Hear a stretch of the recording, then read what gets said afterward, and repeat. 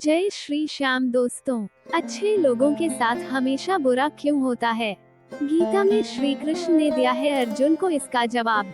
मैं संजना आपका हार्दिक स्वागत करती हूँ अपने तनिष्क मन्नत की जन्नत यूट्यूब चैनल पर। तो आइए मैं आपको बताती हूँ अच्छे लोगों के साथ हमेशा बुरा क्यों होता है।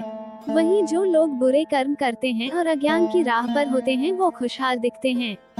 श्री कृष्ण ने इसका जवाब गीता में दिया है।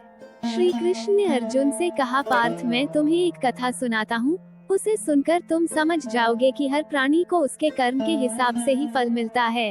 प्रकृति हर किसी को अपनी राह चुनने का मौका देती है। अब वो मनुष्य की इच्छा पर निर्भर करता है कि उसे धर्म की राह चुननी है या अधर्म की। कथा शुरू करते हुए श्री कृष्ण ने कहा, एक नगर में दो पुरुष रहा करते थे। एक पुरुष व्यापारी था जिसके जीवन में धर्म की बहुत महत्ता थी। वो पूजा पाठ में यकीन रखता था। वो हर रोज मंदिर जाता था और दान धर्म भी करता था और हर रोज भगवान की पूजा करता था। वहीं दूसरा पुरुष बिल्कुल विपरीत था। वो हर रोज मंदिर तो जाता था लेकिन पूजा करने नहीं बल्कि मंदिर के बाहर से जूते चप्पल चुराने। उसे दान और धर्म से कोई लेना देना नहीं था। समय बीतता गया और एक दिन बहुत जोर की बारिश हो रही थी। इस वजह से मंदिर में पुजारी के अलावा कोई नहीं था। ये बात जब दूसरे पुरुष को पता चली तो उसने कहा कि ये सही मौका है मंदिर का धन चुराने का। पंडित से नजर बचाकर उसने मंदिर का सारा धन चुरा लिया। उसी समय धर्म कर्म में विश्वास रखने वाला व्यक्ति भी मंदिर पहुंचा। दुर्भाग्य से मंदिर के पुजारी ने उसे ही चोर समझ लिया और चिल्लाने लगे।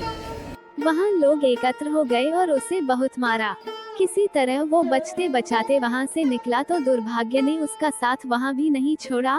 मंदिर के बाहर वो एक गाड़ी से टकरा गया और घायल हो गया।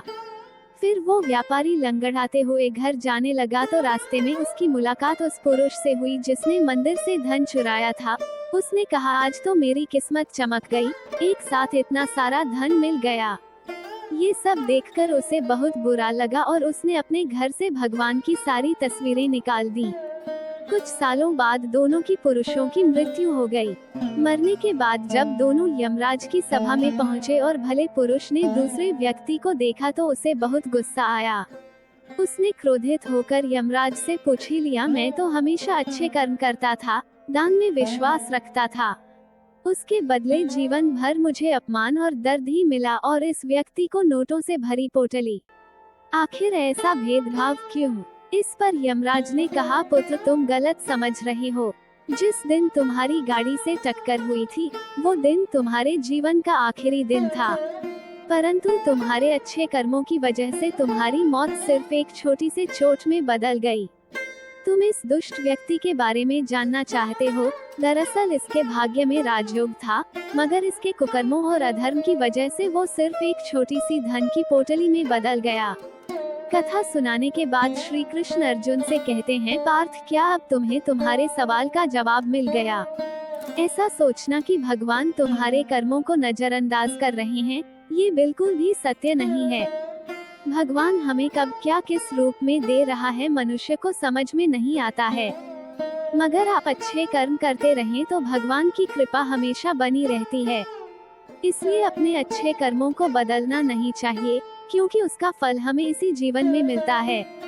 इसलिए मनुष्य का फर्ज है कि वो हमेशा अच्छे कर्म करते रहें, क्योंकि श्री कृष्ण ने गीता में भी बताया है कि किसी के द्वारा किया गया कर्म बेकार नहीं जाता है, चाहे वो अच्छा हो या बुरा।